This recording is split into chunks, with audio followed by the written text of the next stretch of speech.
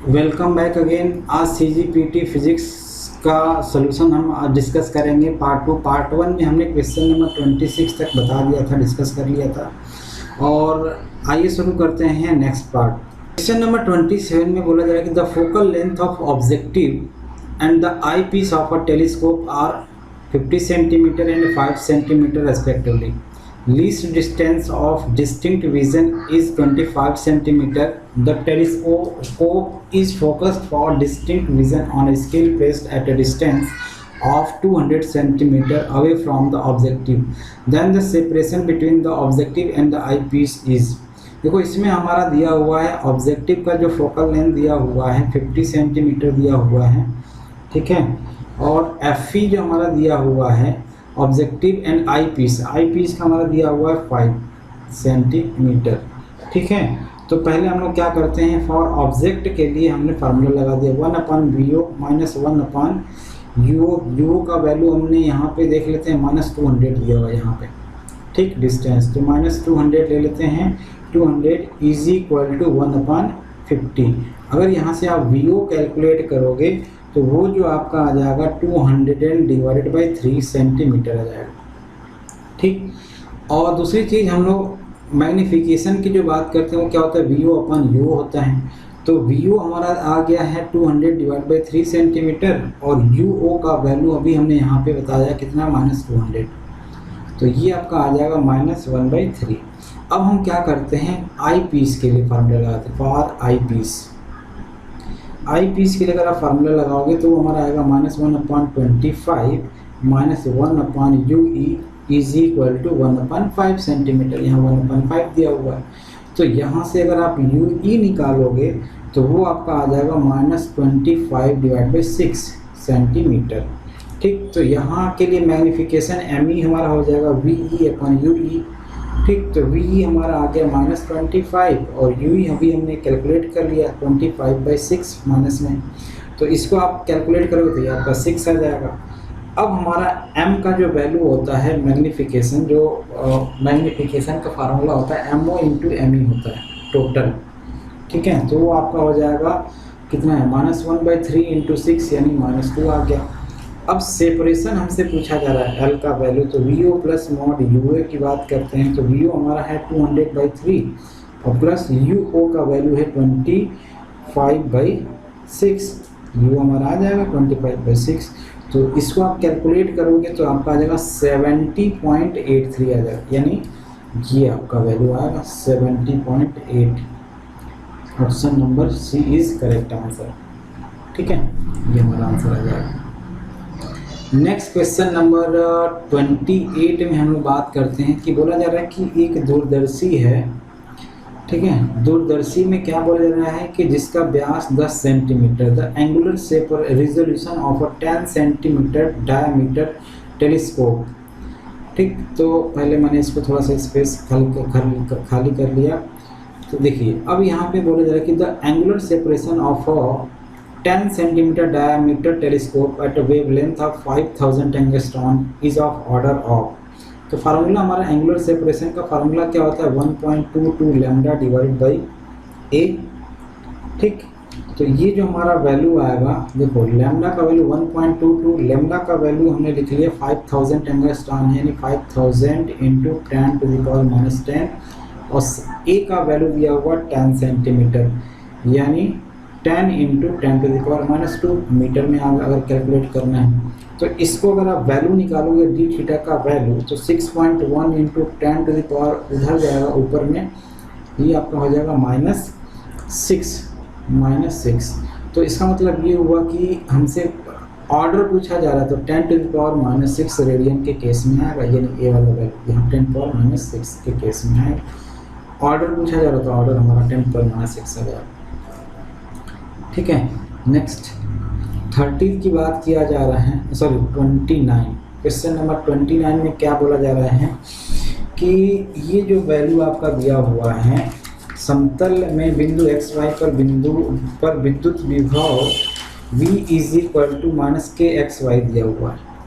तो देखो इसमें क्या होता है, हमारा फार्मूला क्या होता है, -del V/del x into I plus del V by del Y into J plus del V by del Z into K इसमें हम दिया हुआ। तो अगर मान लो ये हमारा v का वैल्यू क्या दिया हुआ है, v का वैल्यू है माइनस के एक्स वाई।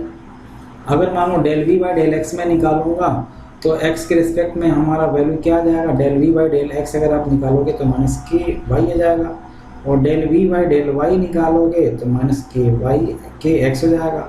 डेल जेड के केस में तो ये 0 हो जाएगा। बस अब इसमें पुट कर दो, पुट करोगे तो हमारा वैल्यू जो आएगा e is equal to minus of K X, मतलब वैल्यू पुट करने के बाद जो हमारा वैल्यू आएगा minus of Y into I plus X into J आ जाएगा माइनस में। ठीक, माइनस बाहर में ऑलरेडी लगा हुआ है, तो यानी क्या आ जाएगा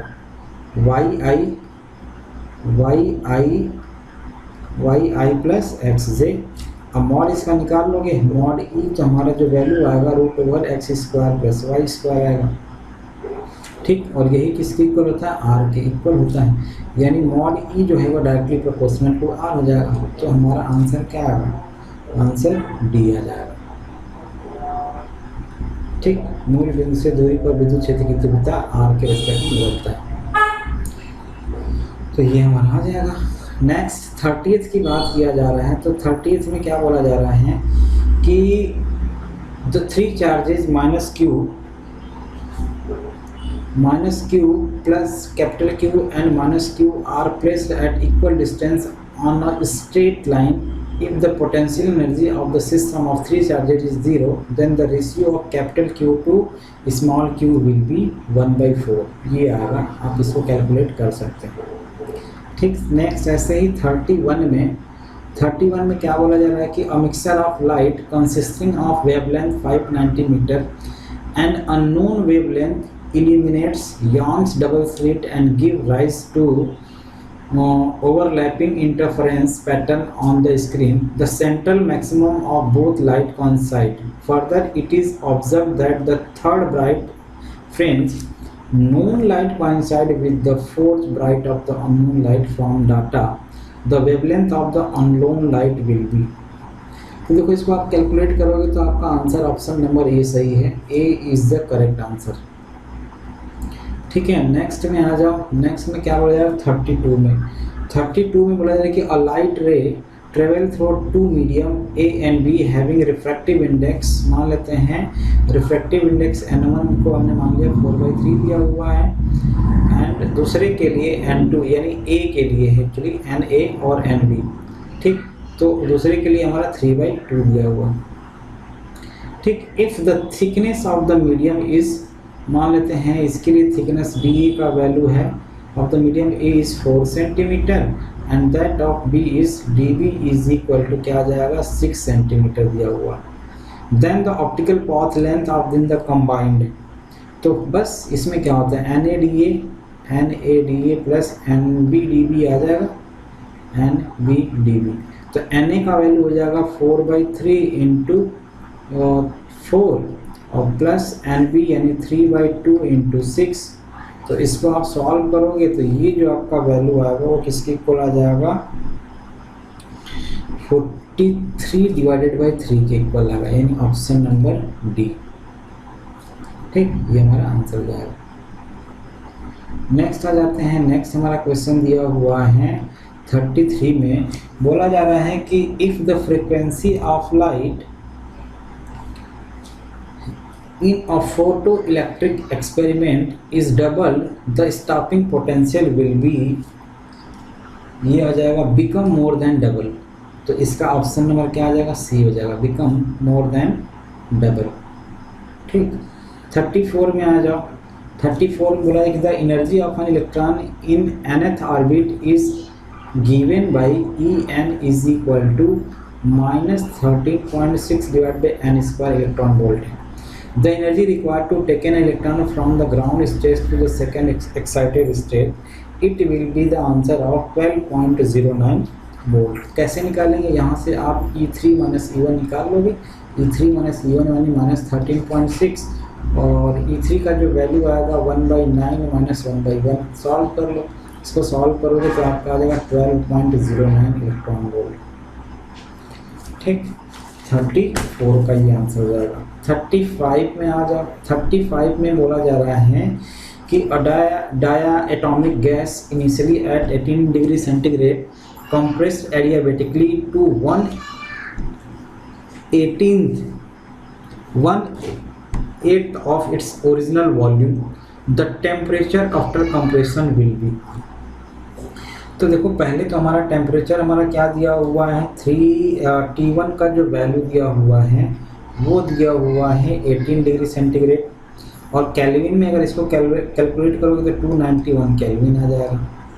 ठीक है, वॉल्यूम की अगर बात किया जाए, T1 V2 की अगर बात किया जाए तो V2 हमारा V1/8 दिया हुआ है। ठीक, तो एडियाबैटिक कंप्रेशंस के लिए हमारा फार्मूला क्या होता है, T1 V1 के power gamma minus 1 is equal to T2 V2 के पावर गामा माइनस 1। ठीक है, तो T2/T1 या T2 का वैल्यू अगर मान लो आप निकालते हो यहाँ से, तो T2 इज इक्वल टू क्या आ जाएगा, T1 इंटू V1/V2 की पावर गामा माइनस 1 आ जाएगा।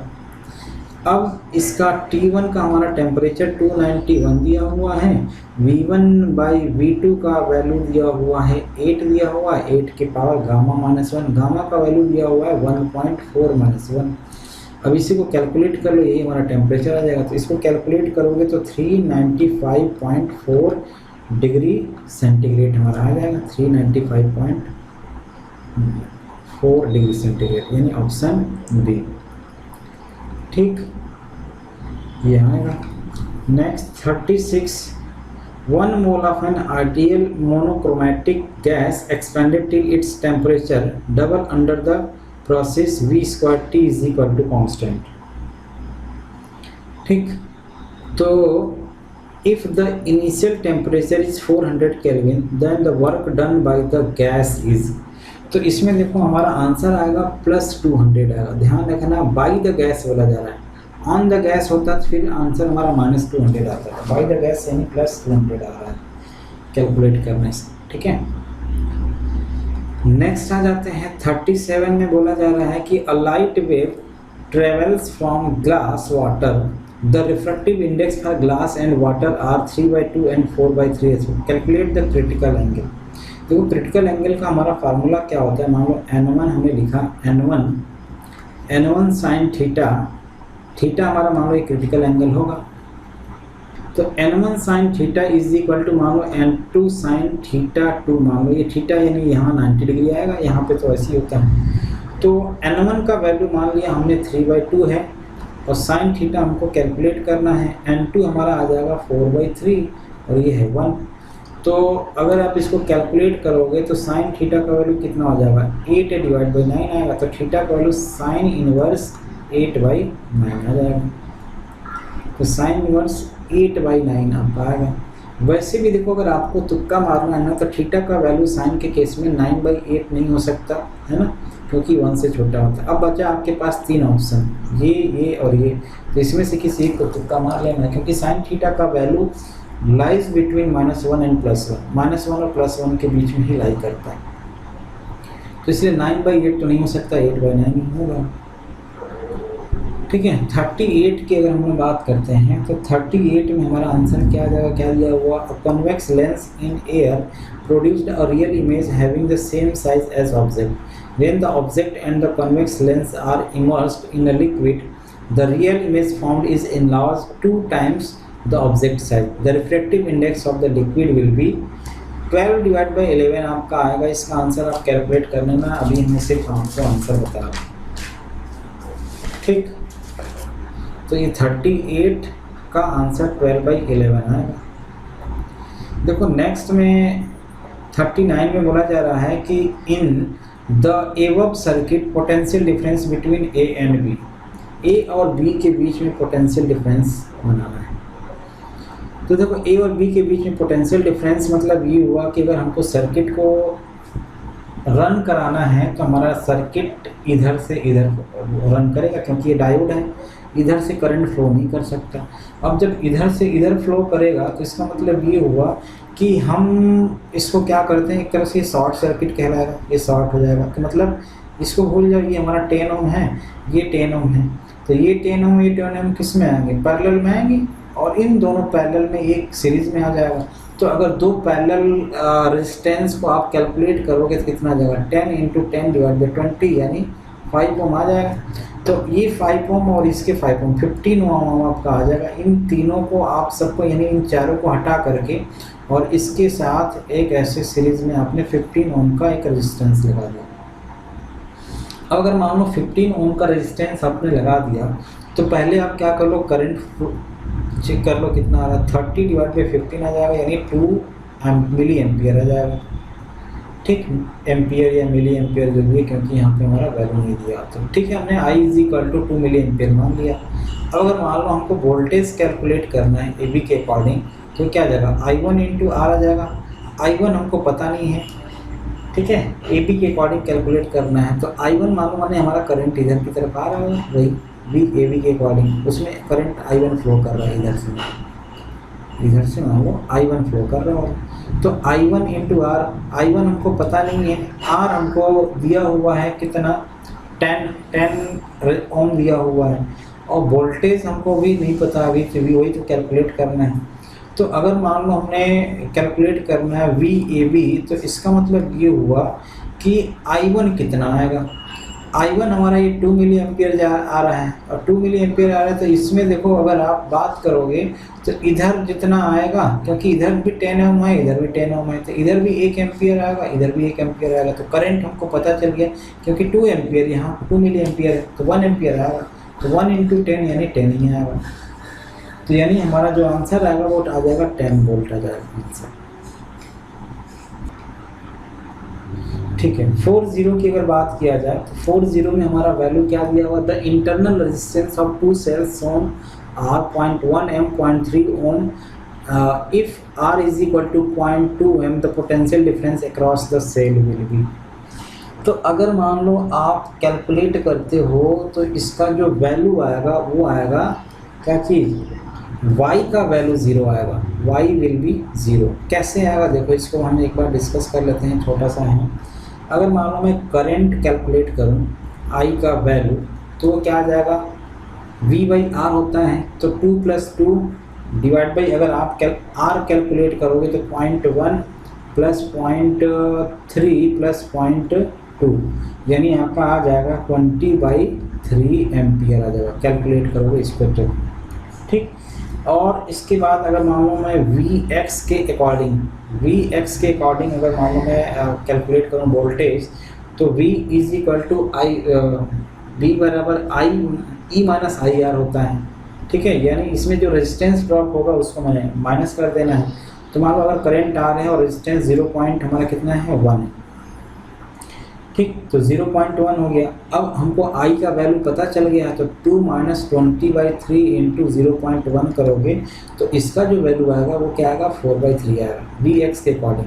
Vy के अकॉर्डिंग अगर कैलकुलेट करोगे तो 2 - I इंटू 0.3 यानी 2 माइनस कितना, I का वैल्यू है 20/3 इंटू 0.3।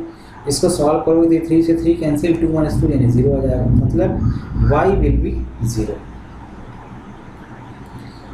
ठीक, नेक्स्ट देखो 41 में बोला जा रहा है कि the displacement time graph of a moving particle is shown below, the instantaneous velocity of the particle is negative at the point. देखो इंस्टेंटेनियस वेलोसिटी का मतलब क्या होता है कि rate of change of displacement ds/dt होता है, और ds/dt डिस्प्लेसमेंट टाइम ग्राफ में एक टेंजेंट की तरह बिहेव करता है। तो टेंजेंट, अगर टेंजेंट मतलब क्या होता है, y अगर मान लो हम स्लोप की बात करें, टेंजेंट मतलब tan थीटा होता है, m बराबर tan थीटा, और इसी को हम लोग dy/dx भी बोलते हैं, या इस केस में ds/dt बोलेंगे। तो ये जो टेंजेंट हमारा क्या होना चाहिए, पॉजिटिव होना चाहिए। पॉजिटिव अगर है तो ये हमारा वैल्यू क्या आएगा, particle is negative in the series में दिख रहा है, तो सीरीज में इन दोनों का कॉम्बिनेशन हमारा 1/c1 + 1/c2 होता है, क्या आ जाएगा 1 आ जाएगा। अब ये 1 और ये 1 और ये 1 क्या है, पैरेलल में है, तो पैरेलल में है तो इसका मतलब 2 माइक्रोफैरड के साथ सीरीज में हो जाएगा। ठीक है, तो फिर से हमारा क्या आ जाएगा, यहाँ पे एक 1 माइक्रोफैरड का हो जाएगा, फिर ये 1 माइक्रोफैरड और ये 1 माइक्रोफैरड 2 माइक्रोफैरड हो जाएगा, इसके साथ फिर से हमारा सीरीज में बन जाएगा। अब जब ये सीरीज में बन जाएगा तो फिर से हमारा यहाँ क्या आ जाएगा, 1 माइक्रोफैरड यहाँ पे आ जाएगा। अब ये दोनों पैरेलल में हो गए, ये दोनों पैरेलल में यहाँ 2 आ जाएगा और ये 2 माइक्रोफैरड, ये 2 माइक्रोफैरड सीरीज में आ गया, तो फिर से हमारा क्या आ जाएगा 1 माइक्रोफैरड, यानी आंसर हमारा क्या आ जाएगा 1 माइक्रोफैरड आ जाएगा। ठीक, नेक्स्ट आ जाते हैं, देखिए 42 में हमारा बोला जा रहा है, 42 नहीं एक्चुअली मान के चलो ये 44 या जो भी है ना 44 या 45 कौन से हैं, 45 है सर, ठीक है। तो 45 में मान के चलो आप लोग इस हिसाब से क्वेश्चन ढूंढ लेना, है ना, क्योंकि क्वेश्चन हमारा थोड़ा सा मिस हो गया इधर उधर, तो बस आप इसका सलूशन देखो ये कैसे आएगा। ठीक, 45 है एक्चुअली, तो यहाँ पे हमारा दूसरे सेट से मैंने क्वेश्चन उठाया है, तो इसको आप अगर सॉल्व करोगे तो देखो हमारा क्या आ रहा है। बोला जा रहा है कि the potential difference across 2 microfarad capacitor in the circuit shown in, तो इसका जो वैल्यू आएगा वो आ जाएगा 6 वोल्ट आएगा। 6 वोल्ट कैसे आएगा, देखो ये हमारा जो बैटरी आ रहा है 16 वोल्ट, हाई वोल्टेज है, हाई पोटेंशियल से लोअर पोटेंशियल में हमारा करंट फ्लो करता है, तो मैंने मान लो KVL लगा दिया, तो 16 इज इक्वल टू क्या आ जाएगा Q/2 प्लस 6 प्लस Q/3 आ जाएगा। अब इसको सॉल्व करोगे तो ये आ जाएगा 16 माइनस 6 कितना आ जाएगा 10, और ये आपका आ जाएगा 5/6 इंटू Q, तो Q का जो वैल्यू आएगा वो आपका आ जाएगा 12 कूलम आ जाएगा, यानी V का वैल्यू हमारा जाएगा Q/C, तो Q का वैल्यू अभी आपने 12 निकाला, C का वैल्यू 2 बोला जाएगा, तो ये हमारा 6 आ जाएगा, मतलब आंसर C आ जाएगा। ठीक है, नेक्स्ट क्वेश्चन में आ जाते हैं 46 में। 46 में बोला जा रहा है कि 4 rod with different radii r and length l are used to connect 2 reservoir of heat at different temperature, which one will conduct most heat। तो इसमें हमको बेसिकली क्या करना है, देखो हमारा फार्मूला क्या होता है, delta Q divided by delta T होता है, और ये value K into A del T divided by del X हमने मान लो ले लिया। अब यहाँ पे जो हमारा वैल्यू होता है K, A का वैल्यू हमने मान लो πr² ले लिया, ठीक, डेल्टा T डिवाइडेड बाय मान लो डेल्टा L यहाँ पे दिया हुआ है, तो L मान लो हमने ले लिया, तो इसका मतलब ये हुआ कि डेल्टा Q जो होगा वो डायरेक्टली प्रोपोर्शनल होगा किसके, r² डिवाइड बाई L के। तो मैं क्या करता हूँ, इसमें ऑप्शन चेक करता हूँ, r² बाई L में r और 1 दिया हुआ, तो ऑप्शन नंबर 1 में रखूँगा तो Q का जो वैल्यू आएगा मतलब 1/1 यानी 1 आएगा। दूसरे ऑप्शन में रखूँगा r² है, तो यानी 4 डिवाइडेड बाई कितना आ जाएगा 2 यानी 2 आएगा। थर्ड ऑप्शन में रखोगे तो 1 डिवाइड बाई 1/2 यानी 2 ही आएगा। फोर्थ ऑप्शन में आप रखोगे तो 4 डिवाइड बाई 1/2 यानी 8 आएगा, यानी option D will be correct answer. r is equal to 2 and l is equal to 1/2 आपका आंसर है। ठीक, नेक्स्ट आ जाते हैं, ये वाला क्वेश्चन, ये इसकी बात हम लोग कर रहे हैं। तो यहाँ पे आप देखो इसमें क्या बोला जाए, इसका जो वैल्यू आएगा √2μ0 I डिवाइड बाई 3π यानी ऑप्शन नंबर ए आ जाएगा। ठीक है, बस आप इसको ध्यान रखें। 49 की अगर हमसे बात की जा रही है तो देखो 49 में क्या बोला जा रहा है कि a wall has 2 layers A and B, ठीक, each made of different material, the thickness of both the layer is the same, the thermal conductivity of K equal to 3 kb, the temperature difference across the wall is 20 degree centigrade in the thermal equilibrium। तो मान लिया हमने ये कुछ ऐसे हमारा value दिया हुआ, मान लो ये A है और ये B है, यहाँ का टेम्परेचर मान लो हमने θ1 दिया हुआ है और ये θ1 दिया हुआ है, ठीक, और इधर जो वैल्यू है दिया हुआ है, मान लो इधर का जो वैल्यू है ये x है, तो ये हमारा थिकनेस क्या जाएगा x+20 हो जाएगा। ये 3k दिया हुआ है और ये k दिया हुआ है, डिस्टेंस हमारा d हमारा मतलब मोटाई हमारा ये दिया हुआ है। तो q/t फार्मूला लगा तो q/t is equal to k into θ1 minus θ2 into a divide by x। ठीक, तो ये जो वैल्यू आएगा 3k पहले वाले के लिए अगर आप कैलकुलेट करोगे 3k/d into t minus x into a, दूसरे वाले के लिए अगर आप कैलकुलेट करोगे तो क्या आ जाएगा x plus 20 minus T divide by D into A by D से a बाई डी आपने कैंसिल आउट कर दिया, तो t माइनस एक्स का जो वैल्यू आएगा वो 5 आएगा।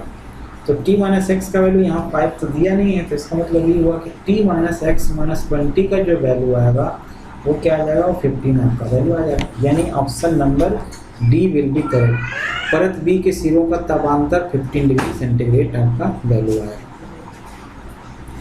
ठीक, अब देखो अगले वाले में हमारा बोला जा रहा है कि what is the moment of inertia of a rod of mass M length L about an axis perpendicular to it through one end. तो जब आप इसको कैलकुलेट करोगे देखो कैसे आएगा। आई का वैल्यू हमारा होता है M L square divide by 12। अगर मान लो मैं एक रॉड दिया हुआ है, इसके मिड पॉइंट से ऐसे निकाला तो ठीक, हमको क्या निकालने बोल रहा है, यहाँ से निकालने बोल रहा है, वन एंड से निकालने बोल रहा है। तो मान लिया I dash is equal to I plus M A square. ठीक, ये हमारा वैल्यू क्या आ जाएगा, 1/12 M L square plus M into L by 2 का होल स्क्वायर। यहाँ से जो डिस्टेंस आएगा ये एल बाई 2 आ जाएगा, क्योंकि पूरा डिस्टेंस लेंथ हमारा एल है। तो वो हमारा वैल्यू आ जाएगा 1/12 M L square plus M L square divided by 4। Solve करोगे तो आपका वैल्यू आ जाएगा M L square divided by 3, यानी ऑप्शन नंबर डी। ठीक, तो ये रहा आपका फिजिक्स 2021 का सलूशन पूरा हुआ। आपको ये वीडियो कैसा लगा प्लीज़ कमेंट करके बताइए। अच्छा लगा तो प्लीज़ शेयर करिए, कमेंट करिए और अपने दोस्तों को भी बताइए, क्योंकि आपके शेयर और कमेंट से ही हमको मोटिवेशन मिलता है। ठीक है, तो मिलते हैं अगले वीडियो में केमिस्ट्री वाले वीडियो के साथ। तब तक के लिए थैंक यू।